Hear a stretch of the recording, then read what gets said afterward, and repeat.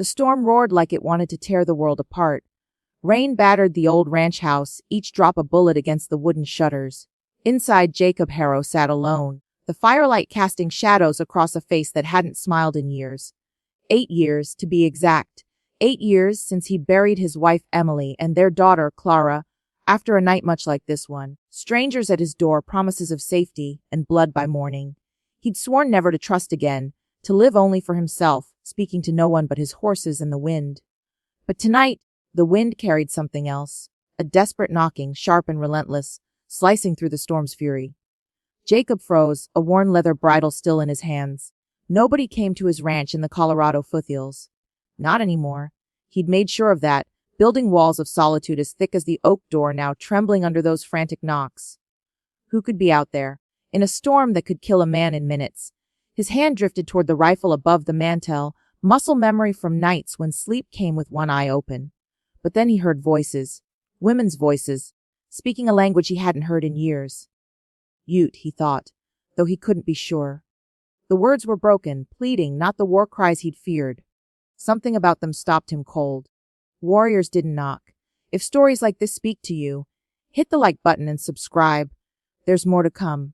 He stood each step toward the door, heavy with the weight of 8 years alone. The knocking grew louder, more desperate, now joined by a voice speaking English, carved with an accent like stone. Please, we know you're inside. We need shelter just for tonight. Jacob pressed his palm against the door, feeling the vibration of her words. Every instinct screamed danger, not from the women, but from whatever had driven them here. He thought of Emily, how she'd scold him for turning away strangers, how she'd say kindness was what made them human. But Emily was gone and kindness had died with her. The voice came again, closer now, as if the speaker's face was pressed to the wood. They're coming. If you don't help us, we'll die out here. And when they find our bodies at your gate, you'll die too. His hand hovered over the iron bar that locked the door. In 8 years, he'd never lifted it for anyone. But that voice, its certainty, made his stomach drop. Somewhere in the darkness, riders were closing in. He could feel it, like the air before a lightning strike. The bar was heavier than it should have been, rusted with time and fear. When he finally lifted it, the sound echoed like a gunshot in his chest. The door creaked open, and what he saw would stay with him forever. 10 women stood huddled on his porch, their traditional dresses torn and muddied, some stained with blood that wasn't just from the rain. The youngest, barely 16, clutched a bundle that moved faintly, a baby struggling to breathe in the cold. The oldest had silver in her hair and eyes that had seen too much death, but it was the woman who'd spoken who held his gaze. She stood apart chin-high despite the exhaustion in her face. Blood trickled from a cut above her eye, but her eyes didn't waver. I am Lena, she said, her English careful but clear. These are my sisters, my daughters, my people. We've been running for 3 days. Jacob opened his mouth, then closed it. Questions burned. Where they'd come from, why they were alone, who was chasing them. But the baby's pale lips silenced him. Some things mattered more than answers. Come in, he said, stepping back quickly. They moved like shadows, filing into the warmth of his small main room. For 8 years, this house had been his fortress, empty of anyone but him. Now it felt too small, crowded with the scent of rain, fear, and blood. Lena was the last to enter, and as she passed, she whispered, "The soldiers hunting us are close. An hour, maybe less. They won't stop until we're all dead." Jacob slid the iron bar back into place, knowing it was useless now. His sanctuary was no longer his own. Why? He asked, turning to Lena. Why are they after you? Her eyes met his, and in them, he saw a pain he knew too well. Because we fought back, she said. Because we chose to live when they burned our village and killed our men. Because one of their officers can't risk us telling what he did to my youngest sister. Jacob's stomach turned. He'd known men like that, soldiers who wore honor like a mask. How many, he asked. 8, maybe 10, led by a captain named Harlan. He's been raiding Ute villages for months, calling us threats. But his real enemy is the truth. Jacob moved to the window, peering through a crack in the shutters. The storm raged on, hiding any sign of movement, but that meant nothing. Killers knew how to move unseen. He turned back to the women, some tending wounds, others comforting the youngest. They weren't warriors, not in the way he'd imagined. But survival had a way of turning people into something else. There's a cellar under the kitchen, he said to Lena. Stone walls, hidden door. It could hold you all, but it'll be tight. She shook her head. If they find us, you die with us. If they find an empty house, they might think you're innocent. We won't make you an enemy of the army." Jacob almost laughed. "Too late for that," he said. "I became their enemy the day I survived what they did to my family. The question now is whether we run or make them pay for coming here." Something flickered in Lena's eyes. Surprise, maybe respect. Outside, the storm began to weaken, and with it, the cover that had kept them safe. Faint but unmistakable came the sound of horses moving through mud and men's voices low and confident, thinking their prey was trapped. Jacob grabbed his rifle and ammunition from a cabinet, moving with a purpose he hadn't felt in years. But as he turned, he saw Lena transform. She stood straighter, a knife gleaming in her hand, not just a tool but a weapon. The other women shifted too, some pulling hidden blades from their dresses, others taking positions like they'd done this before. "You're not helpless," Jacob said, realization dawning. "We never were," Lena replied, her voice hard as steel. "But sometimes it's better to let men think what they want." The air in the ranch house thickened with the weight of truth.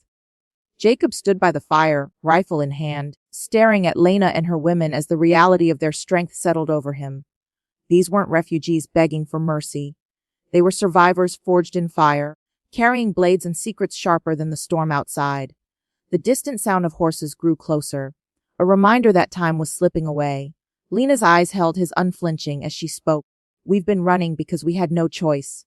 But we've been planning too. Captain Harlan thinks he's hunting scared women. He's about to learn how wrong he is." Jacob's mind raced, piecing together what she wasn't saying. The blood on their dresses, the way they moved with purpose, the knife in Lena's hand. It all pointed to a fight they'd already started. He wanted to ask how many they'd killed, how deep this war ran. But the baby's faint cough from the corner stopped him. Some questions could wait. Others couldn't. "Who's Harlan?" he asked. "What did he do to you?" Lena's jaw tightened, and for a moment he thought she wouldn't answer. Then she stepped closer, her voice low, each word a wound. "He's a monster in a uniform. 3 weeks ago, he and his men came to our village in the San Juan Valley. Said we were hiding weapons, stealing from settlers' lies. We grew corn, raised children, lived quietly. But Harlan didn't want peace. He wanted power." She paused, her gaze drifting to the youngest woman, the one cradling the baby. "My sister Tessa was 16. Harlan saw her, wanted her. When she fought back, he didn't just kill her. He made sure everyone watched, made it a lesson."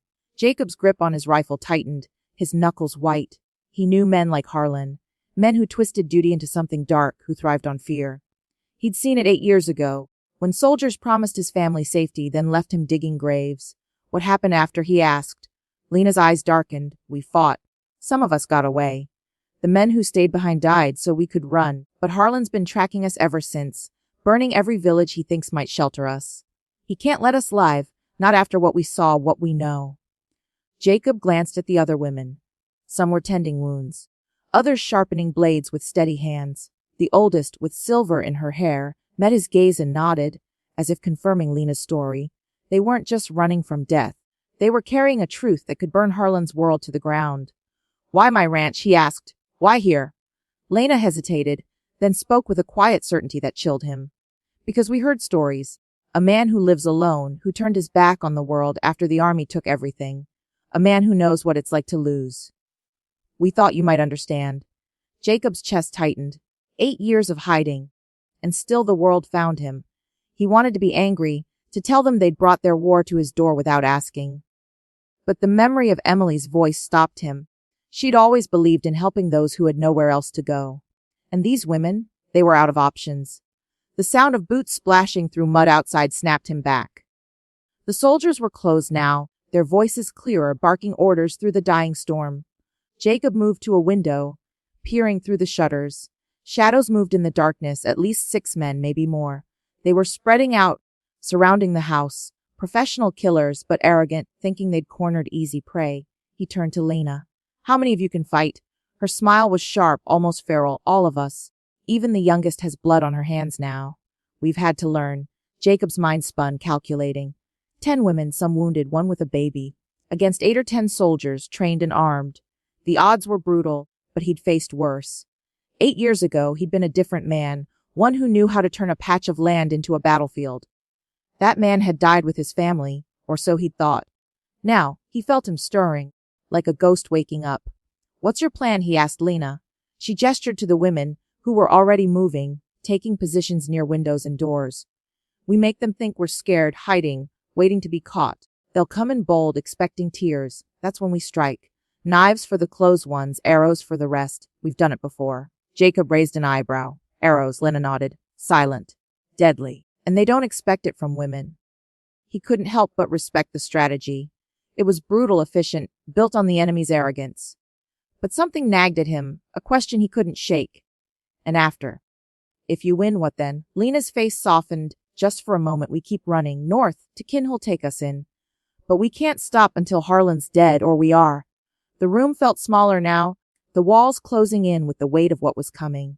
Jacob looked at the women, each one carrying a story of loss as heavy as his own. The youngest, Tessa's sister, rocked the baby gently, her eyes hard but wet with unshed tears. The oldest sharpened her blade with a rhythm that spoke of years surviving. They weren't just fighting for themselves. They were fighting for everyone Harlan had broken. Jacob moved to a cabinet, pulling out a box of ammunition and a map of his land. He spread it on the table, pointing to the terrain around the house. This ridge here, it's steep, slows them down. The barn's a choke point. They'll try to flank us there. If we can hold them at the front, we might thin their numbers. Lena studied the map, then looked at him. You've fought before. It wasn't a question. He nodded, not like this but close enough. A memory flashed, him and Emily barricading their home, thinking they could negotiate with men who'd already decided to kill. He pushed it down. This time, he wouldn't make the same mistake. Lena turned to her women, speaking in their language, her voice low but commanding. They nodded, moving with a quiet efficiency that told Jacob they'd rehearsed this moment in their minds 100 times. One woman, barely 20, strung a small bow with a practiced hand. Another hid a blade in the folds of her dress. The baby's mother whispered to her child, a lullaby that felt like a prayer. Jacob watched, feeling something shift inside him. For 8 years, he'd lived for nothing. Now, whether he wanted or not, he was part of something bigger. Outside, a voice cut through the storm, harsh and commanding. Harrow, we know you're in there. Open the door, or we burn you out. Jacob's blood ran cold. They knew his name. This wasn't random. Harlan's men had come prepared, and that changed everything. He looked at Lena, whose face had gone still, like a predator scenting danger. They're not just here for you, he said. They want me too. Her eyes narrowed. Then we make sure they regret finding us both. The storm's howl had softened, but the air inside Jacob Harrow's ranch house crackled with a different kind of tension. The soldiers' voices outside grew sharper, their boots slogging through mud as they tightened their circle around the house. Jacob knelt by the map, his finger tracing the ridge that could slow the enemy's approach. Lena stood beside him, her knife catching the firelight, her women positioned like shadows ready to strike. The plan was forming, jagged and dangerous, but alive with purpose. For the first time in 8 years, Jacob felt his blood pumping, not with fear, but with something he'd forgotten, resolve. Lena's strategy was clear: let Harlan's men think they were cornered, then hit them where they least expected. But Jacob knew this land better than anyone. Every dip and rise, every trap he'd set in his years of paranoia. Those traps, meant to keep the world out, were about to become weapons. He looked at Lena. We can't just wait for them to come. We need to control where they move. She nodded, catching his meaning. Show us. He pointed to the map. The front path is narrow, flanked by rocks. If we block it, they'll split to the sides toward the barn and the creek. That's where we hit them. Lena's eyes gleamed. Divide and destroy. Jacob moved to a trunk in the corner, one he hadn't opened since the day he'd buried Emily and Clara. Inside were relics of a man who'd once known how to fight, coils of wire, iron spikes, a few bear traps that had never caught a bear. He'd built this ranch to be a fortress, not for peace, but for survival. Now, it would serve a new purpose. He handed a coil of wire to a woman named Mara, her hand steady despite a gash on her arm. String this low across the creek path, he said. Trip them in the dark. They'll panic, make mistakes. Mara nodded, already moving. To another he gave a trap. Set this by the barn door. Cover it with mud. They'll never see it. The women listened, their faces set, no hesitation. They'd learned to trust their instincts, just as he was learning to trust his again. Lena watched him, her expression unreadable. You built this place to keep people out, she said. Now you're letting us in. Jacob didn't answer. He didn't need to. The truth hung between them, heavy as the rifle in his hands. Outside, the soldiers were shouting now, their voices carrying a confidence that bordered on arrogance. Open the door, Harrow. We're here for the fugitives. Don't make this harder than it needs to be. Jacob's jaw clenched. They thought he was just a broken man, hiding from the world. They thought the women were prey. They were about to learn how wrong they were. He turned to Lena. Your archers, where do you want them? She pointed to two women, one with a bow already strung. The loft window, she said. They'll have a clear shot at anyone coming from the front. The rest of us stay low, wait for the signal. Jacob nodded, impressed. It was a good plan, but it needed something more.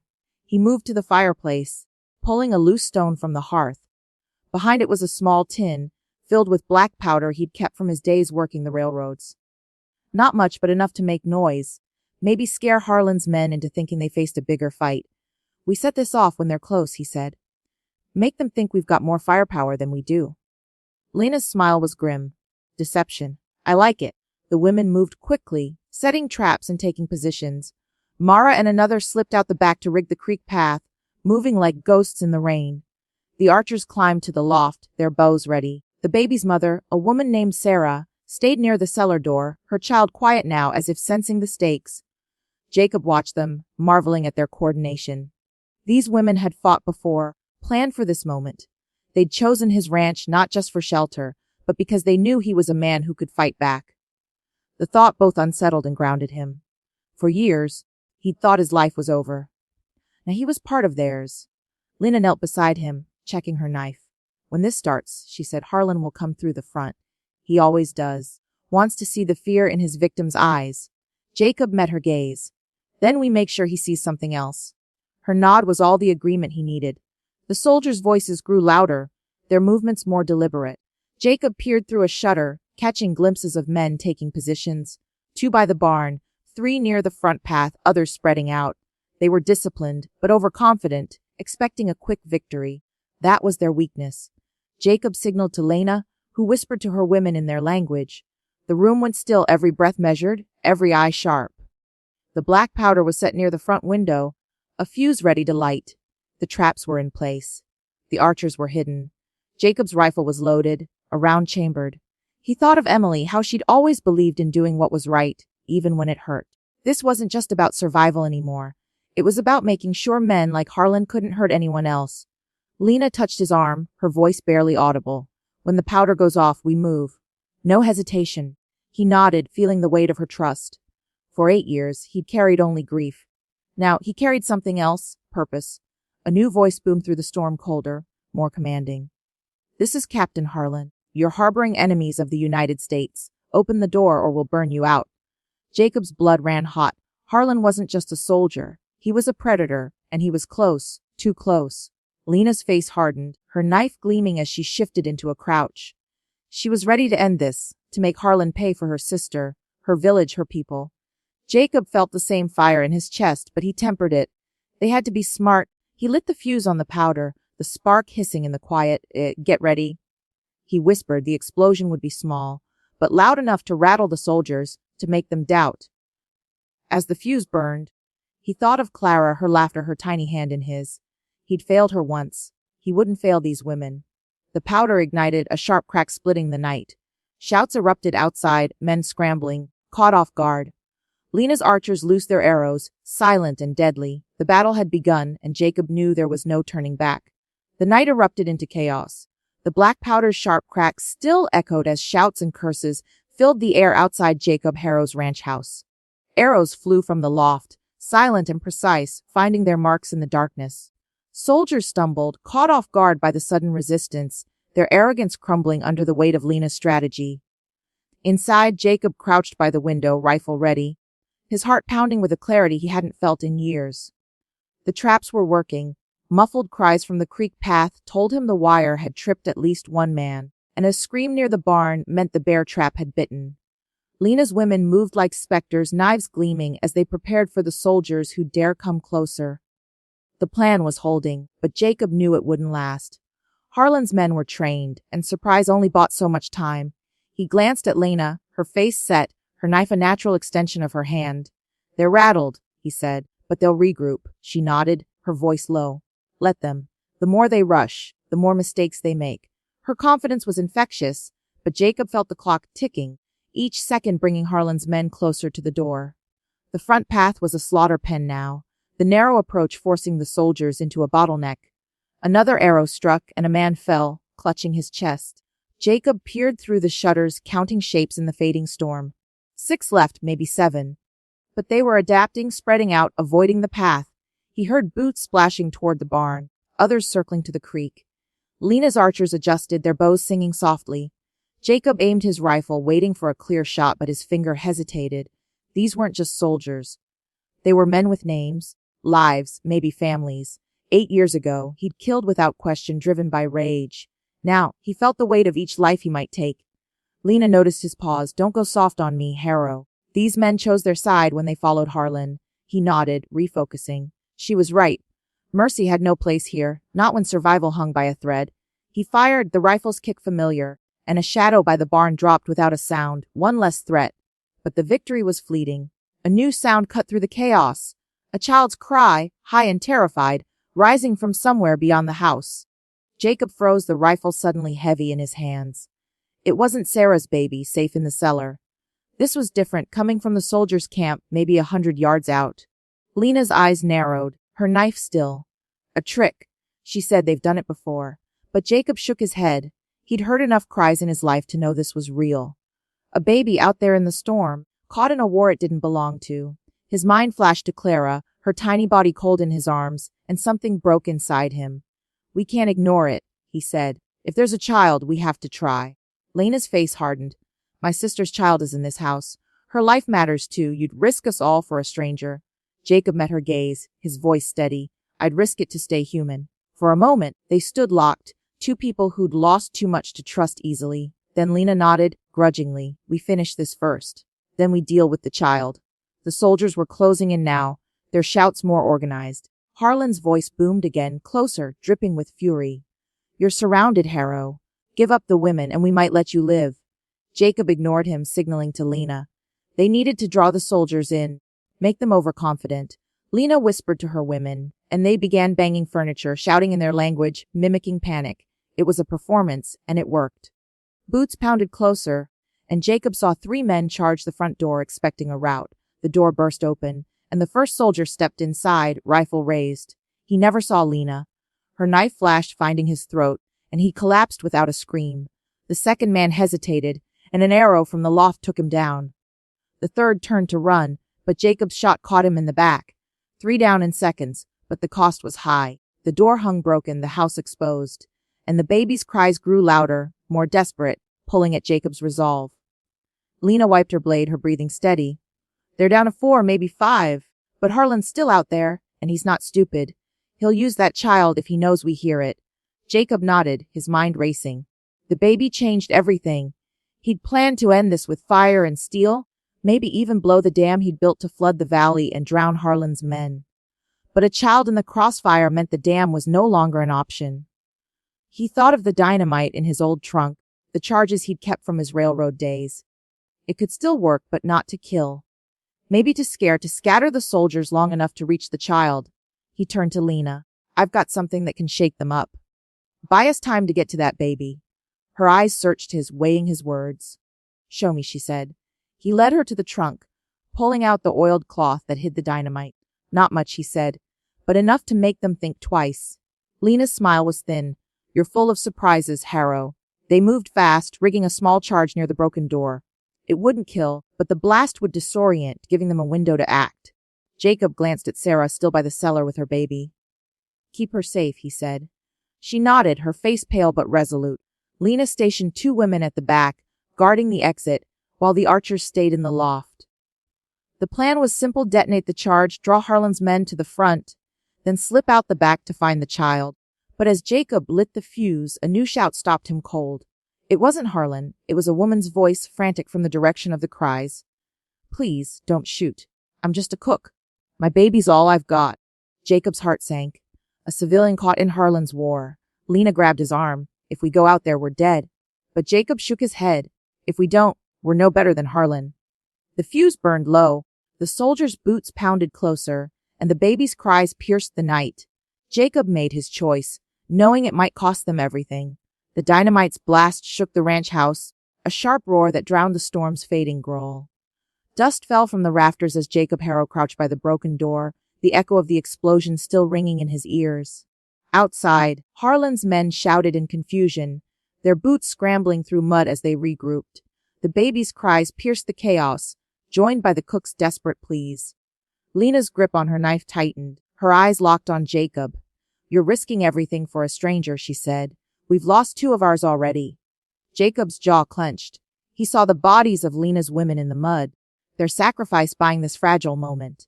But the image of Clara, his daughter, cold and still, burned brighter. "I'm not leaving a child to die," he said. "Not again." Lena's face softened, just for a second, and she nodded. "Then we do this fast." The plan shifted. Reach the cook and her baby, get them to safety, and hold the house against Harlan's men. But the odds were brutal. 4 soldiers left, maybe 5, and Harlan was still out there, cunning and ruthless. Jacob knew they were walking a razor's edge, but there was no turning back. He signaled to Mara, who'd returned from setting traps. "You and the archers hold the front. Make them think we're still inside." Mara nodded, her bow already strung.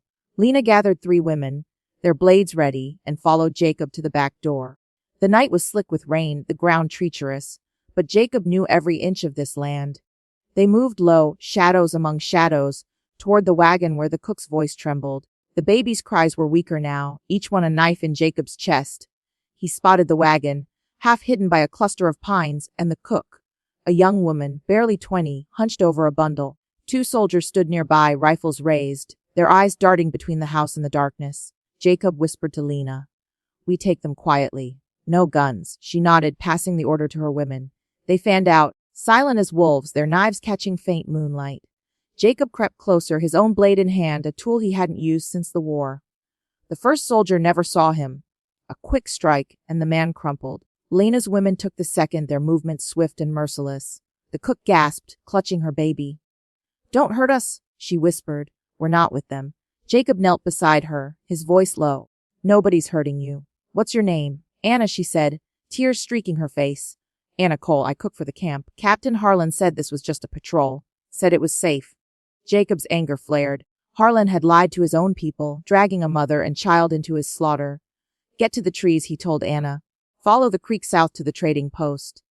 Tell them Jacob Harrow sent you." She nodded, scrambling to her feet, but before she could run, a new voice cut through the night. Cold, authoritative, and far more dangerous than Harlan's. "This is Colonel Grayson, United States Army. You're surrounded. Surrender now or we burn you out." Jacob's blood froze. Harlan wasn't the real threat. Grayson was, and his men weren't a handful of soldiers but a full company, their torches now visible, encircling the ranch. Lena's face went pale. "We walked into a trap," she said. Harlan was bait. Jacob's mind raced. They'd killed Harlan's squad, but Grayson had been waiting, letting his captain die to justify a massacre. Before he could respond, a shout came from the house. Lena's voice, fierce and defiant. "Harrow, we have Grayson's son." Jacob's heart skipped. He glanced at Lena, who looked as shocked as he felt. Her women must have captured someone during the fight. They moved back toward the house, Anna and her baby trailing behind, guided by one of Lena's women. Inside, the scene was tense. Mara stood over a young man in a lieutenant's uniform, her knife at his throat. He was barely 19, with Grayson's sharp jaw but eyes wide with fear. "He came through the back," Mara said. "Thought he could flank us. Instead, he gave us leverage." The lieutenant tried to speak. "Please, I didn't know." Mara pressed the blade closer, drawing a thin line of blood. Jacob stepped forward. "What's your name?" "Thomas Grayson," the boy whispered. Jacob studied him, seeing not a soldier, but a kid caught in his father's war. "Did you know what Harlan was doing?" he asked. "Burning villages, killing women." Thomas's eyes flickered, guilt and horror mixing. "I thought we were stopping raiders. Father said they were dangerous." Lena spat on the floor. "Your father lied. We were peaceful until Harlan came. Now you'll pay for his crimes." Outside, Grayson's voice roared again, but it trembled now. "Release my son, and we'll talk terms." Lena laughed bitter and cold. "There are no terms. Only justice. Your men destroyed our lives. Now you answer for it." Jacob saw the fire in her eyes, the need for vengeance. He understood it. God, he understood, but killing Thomas wouldn't end this. It would only fuel Grayson's war. "There's another way," he said to Lena. "Let him live. Let him talk." A colonel's son testifying against his father could expose everything. Harlan's murders, Grayson's cover up. Lena's grip tightened on her knife. He's guilty by blood. His ignorance doesn't absolve him. Jacob stepped closer, his voice steady. No, but his words could destroy Grayson. You want justice. This is how you get it. Not with a blade, but with the truth. Lena hesitated, her eyes searching his. The room was silent, save for the baby's soft whimpers and the distant shouts of Grayson's men. Finally, she lowered her knife just enough. What do you need him to say? She asked Thomas. The boy swallowed, his voice shaking. Whatever's true. I didn't know what father was doing. I swear it. Before they could plan further, a new sound broke the night. Hooves, heavy and fast, and voices that weren't Grayson's. Jacob peered through the shattered door, seeing fresh torches, different uniforms. Federal marshals, maybe, or territorial investigators. Someone had been watching Grayson, and this bloodbath had drawn them in. Lena's women tensed, ready to fight, but Jacob held up a hand. Wait. These aren't Grayson's men. They might be our way out. He looked at Thomas, whose face was pale but resolute. You tell them everything, Jacob said. Harlan, your father, the villages. All of it. Thomas nodded, his voice barely audible. I will. Lena's knife stayed close, a reminder of the cost if he lied. Outside, the marshals' voices grew clearer, demanding Grayson stand down. Jacob felt a flicker of hope, but it was fragile.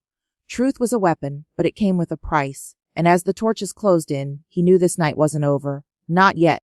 The first light of dawn crept over the Colorado foothills, painting Jacob Harrow's ruined ranch in shades of gold and ash. The air was heavy with the smell of rain, soaked earth and blood. Federal marshals moved through the chaos, their boots crunching on broken glass as they secured Colonel Grayson's men. Jacob stood in the doorway, his rifle still warm in his hands, watching the scene unfold like a man waking from a fever dream. Lena and her women gathered near the barn, their faces etched with exhaustion but unbroken. Thomas Grayson, the colonel's son, stood beside a marshal, his voice low as he recounted his father's crimes. Each word was a hammer, shattering the lies that had fueled Harlan's raids and Grayson's cover-up. Jacob felt the weight of the night lifting, but it left something else in its place, a question of what came next. The marshals had listened to Thomas with grim focus, their notebooks filling with details of burned villages, murdered families, and a captain who twisted justice into slaughter. Grayson himself was shackled, his face a mask of rage and disbelief as his own son betrayed him. Jacob caught Lena's eye across the yard. She nodded, a silent acknowledgement that this was justice but not closure. For her people, the wounds ran too deep. Thomas's testimony was meticulous, each fact a nail in his father's coffin. He spoke of orders to raid peaceful Ute villages, of Harlan's obsession with silencing witnesses, of Grayson's quiet approval from the safety of his office. The marshals asked questions, their voices sharp but respectful. They'd been tracking Grayson for months, suspecting corruption, but this night had given them proof. Jacob listened, his mind drifting to the women who'd made this possible. 2 of Lena's sisters lay dead, their bodies now covered with blankets, a small gesture of dignity in a night of horrors. Sarah's baby, miraculously unharmed, slept in her arms. Anna Cole, the cook, had reached the trading post, her message about Jacob's role ensuring the marshals arrived when they did. The truth was out, but Jacob knew it came at a cost. He'd opened his door to strangers, and now his home was a battlefield, his solitude shattered. He thought of Emily, how she'd always said truth was worth fighting for. He'd fought, and he'd won, but victory tasted like dust. Lena approached, her knife sheathed, her face softened by the morning light. We're leaving, she said. North, to our kin in Wyoming. The marshals promised protection, land to rebuild. It's not enough, but it's a start. Jacob nodded, his throat tight. And you, what will you do with this? He gestured to the wreckage of his ranch, splintered walls, blood-stained floors, a life he could never return to. Lena studied him, her eyes searching. You're not the man we heard stories about. That man was dead. You're something else now. Her words hit harder than he expected. For 8 years, he'd been a ghost haunting his own life. Last night, he'd remembered how to live. I'm heading west, he said, maybe California. Find a place that needs building, protecting. Lena's smile was faint but real. Anna Cole's going to Denver. The trail's rough for a woman and a baby. She didn't need to say more. Jacob understood. His first step wouldn't be toward a new life, but toward ensuring Anna reached hers. The marshals were wrapping up, their leader, a grizzled man named Carter, approaching Jacob. You've done something brave, Harrow. Grayson's men won't forget it, but neither will we. If you need a friend in the territory, look me up. Jacob shook his hand, but his mind was elsewhere. He thought of Thomas, who'd chosen truth over family, knowing it would cost him everything. The boy was with the marshals now, his future uncertain but his conscience clear. Jacob envied him, in a way. Truth had set Thomas free, but for Jacob, it was a tether, pulling him back into a world he'd tried to escape. Lena's women began to move, gathering what little they had. Sarah carried her baby, whispering a lullaby that felt like a promise. Mara, her arm bandaged, walked with a limp but held her head high. They were survivors, not victims, and Jacob felt a quiet pride in having fought beside them. He wondered if Emily would have been proud too. He liked to think she would. As the women prepared to ride north, Jacob walked through his house one last time. The broken door hung on its hinges, the fireplace cold. He touched the mantel where Clara's tiny handprint was carved, a secret he'd kept from the world. 8 years ago, he'd thought his life ended here. Now, he saw it as a beginning. He packed a small bag, ammunition, a map, the last of his tools. The dynamite stayed behind, buried in the cellar. He wouldn't need it where he was going. Outside, the sun climbed higher, warming the air. Lena waited by the gate, her horse ready. "You could come with us," she said. "Our people could use a man like you." Jacob shook his head. "Your fight's not mine anymore, but I'll carry it with me." She nodded, understanding. "Then ride safe, Jacob Harrow. And don't forget who you are now." She turned, leading her women north, their silhouettes fading into the morning haze. Jacob watched until they were gone, then turned west, toward a horizon he couldn't yet see. The ranch grew quiet, save for the wind whispering through the pines. Jacob thought of the stories travelers would tell. 10 Ute women and a broken rancher standing against an army. They'd get it wrong, make it bigger than it was. The truth was simpler. It was about choices, about opening a door when every instinct screamed to keep it shut. It was about fighting for strangers because they reminded you of what you'd lost. He mounted his horse, the weight of his rifle familiar against his back. Anna Cole was waiting at the trading post, her baby needing a protector for the road to Denver. Jacob would see them safe, then keep moving. The man who'd lived alone for 8 years was gone. In his place was someone new, someone who'd learned that living meant carrying others' burdens, even when they hurt. The sun warmed his face as he rode, and for the first time in years, he didn't feel alone. The sun rose higher over Jacob Harrow's ranch, casting long shadows that seemed to carry the weight of the night before. The blood, the screams, the choices, they'd all faded into something quieter, something that felt like hope. Jacob rode west, the Colorado hills stretching out like an unwritten story. He didn't know what lay ahead, only that he was ready to meet it. Lena and her women were riding north, carrying their scars and their strength, ready to rebuild. Anna Cole and her baby were safe, their future fragile but possible. And Thomas Grayson, the boy who'd spoken truth, had set a fire that would burn through the lies of powerful men. This wasn't a fairy tale, no tidy ending where all was made right. The dead stayed dead, the pain lingered. But in the quiet of that dawn, there was a truth worth holding on to. Sometimes the hardest choices, opening a door, trusting a stranger, risking everything for a cry in the dark, were the ones that made you human again. Jacob felt it, a warmth beneath the grief, a pulse of life he'd thought was lost. The road was long, but he wasn't walking it alone. Not anymore. And maybe that was enough.